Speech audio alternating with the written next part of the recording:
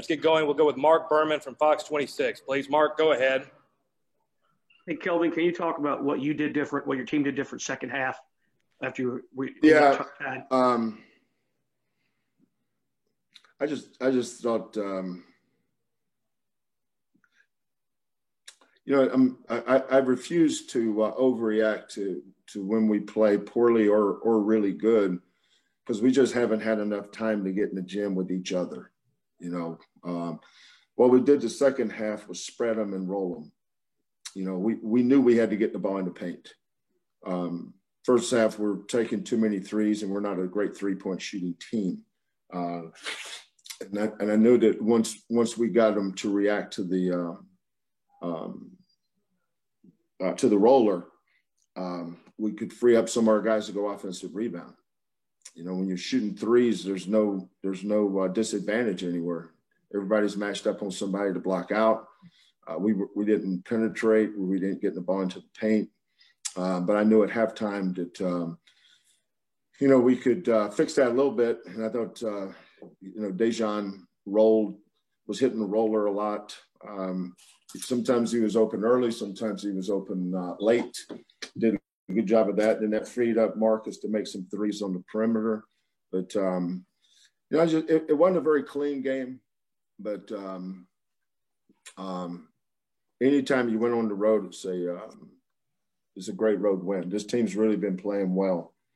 Winning at Florida State, I think Florida State had a 29-game home court winning streak. Auburn's been playing well lately. Somebody else that beat Cincinnati at home the other night. So, obviously we can play a lot better. And I'm looking forward to, around this Christmas, they're just, and I'm sure that UCF's the same way. It's different getting kids spending Christmas Day on a plane, getting up at 8:30 in the morning for a shoot around, and then coming to play a game at 1 o'clock the day after Christmas. It's different. I'll say that. I've never done this with college. When I was in the NBA, I was part of some. We played the Spurs on Christmas Day. We played the Bulls on Christmas Day. Different places, but different with college kids. But I was proud that we found a way to win the game, and I think that says a lot about our culture and the way our kids are built.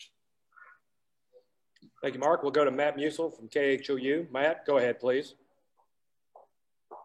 Hey, Kelvin. Can you do us a favor and tilt your screen up a little bit more so we can see your face? Like that? Yeah. Okay.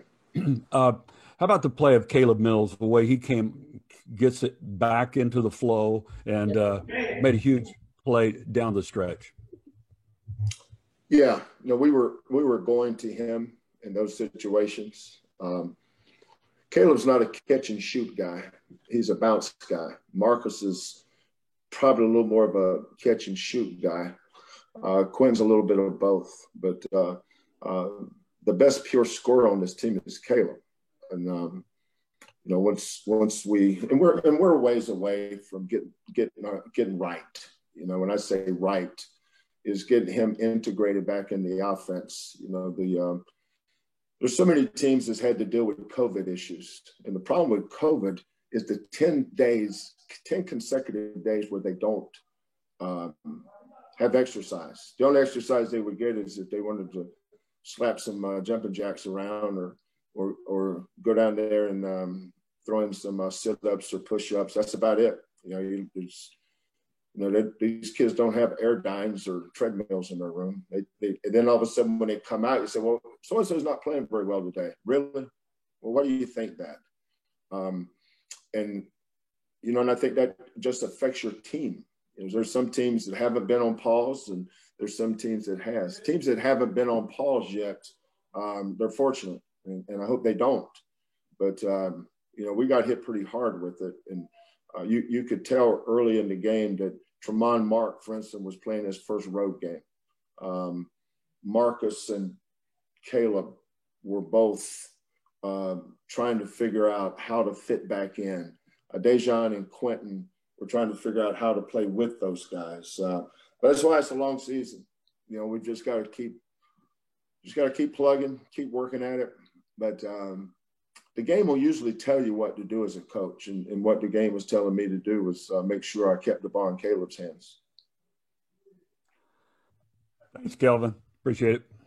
You bet. We'll go now to Chris Gardner, please. Chris, go ahead.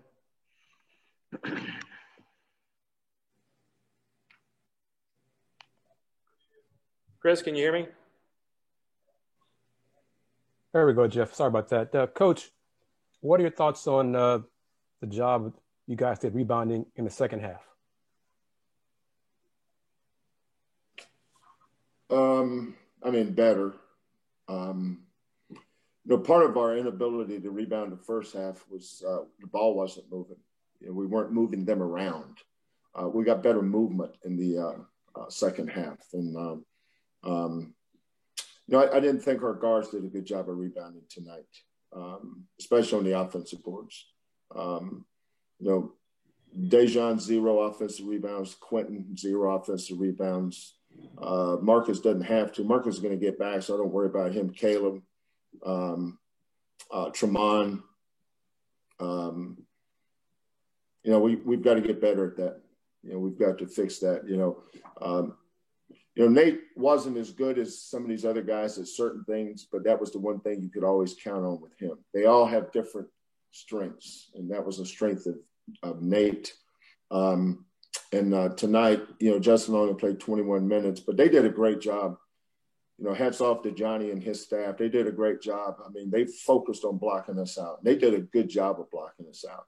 But if you're going to rebound in this game tonight, it had to come from the guards, and our guards were no-shows on the offensive boards tonight. Thank you. All right, we'll go to Randy McElvoy with Channel 2, please. Randy, if you have a question for Coach, please go ahead. All right. Thanks, Jeff. Hey, Coach, congrats on the win. How much does, in games like this and with what you guys have been dealing with, and, of course, a lot of teams with COVID issues, how much does the experience you have on your team pay off in, for example, games like today, trying to bounce back on the road with what y'all have had to deal with over the last couple of weeks? Yeah, that's a good question, Randy, and that drives some of the decisions I make too.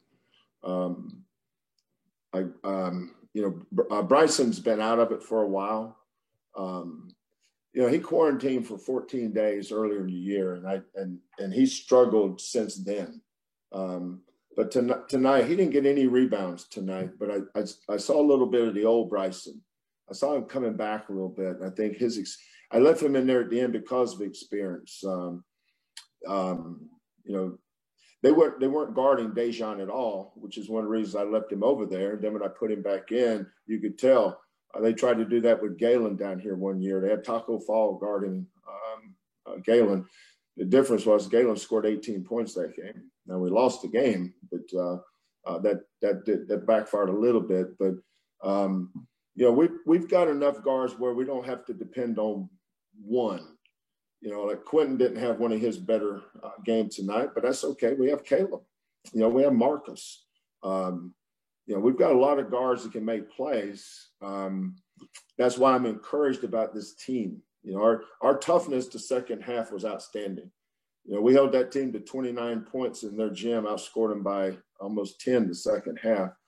But who we are, how we defend, how we rebound, getting stops. Our offense was kind of a struggle today, but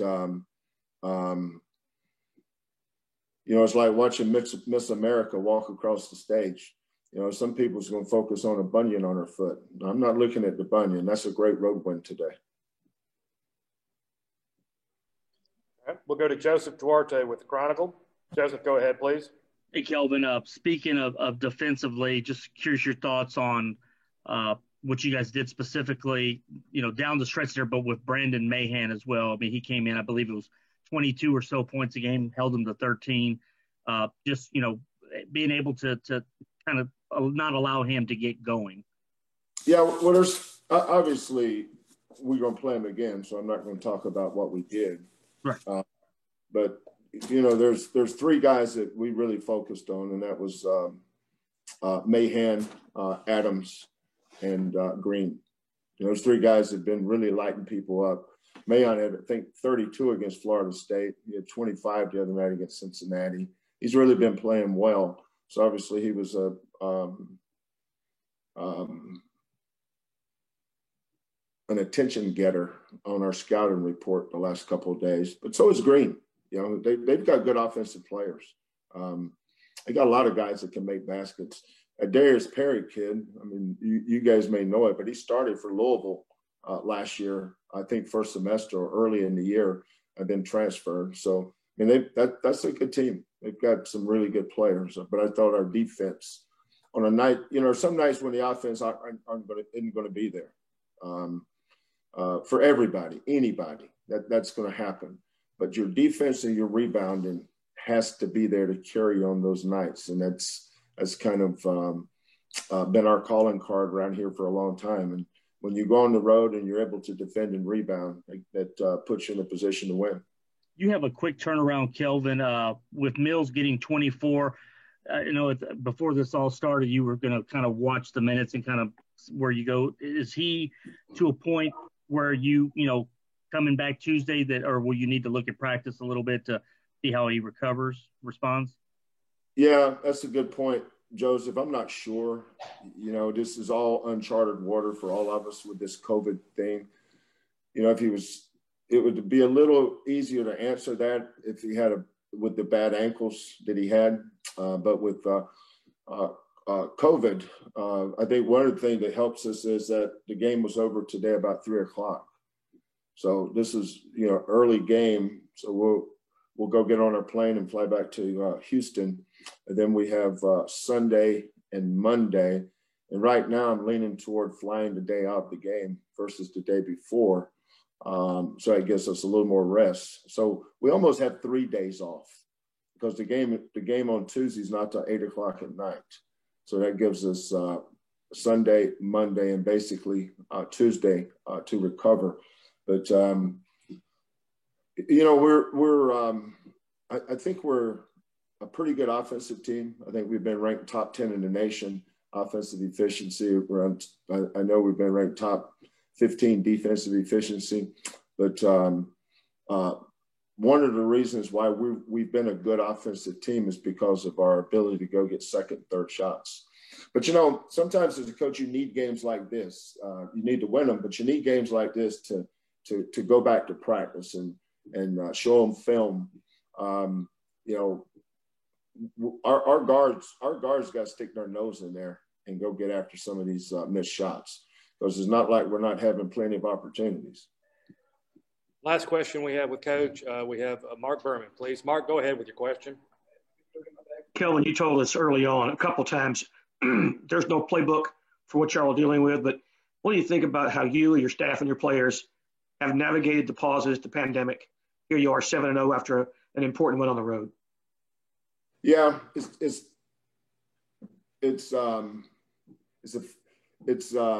had an effect on how much we've practiced and how hard we've practiced.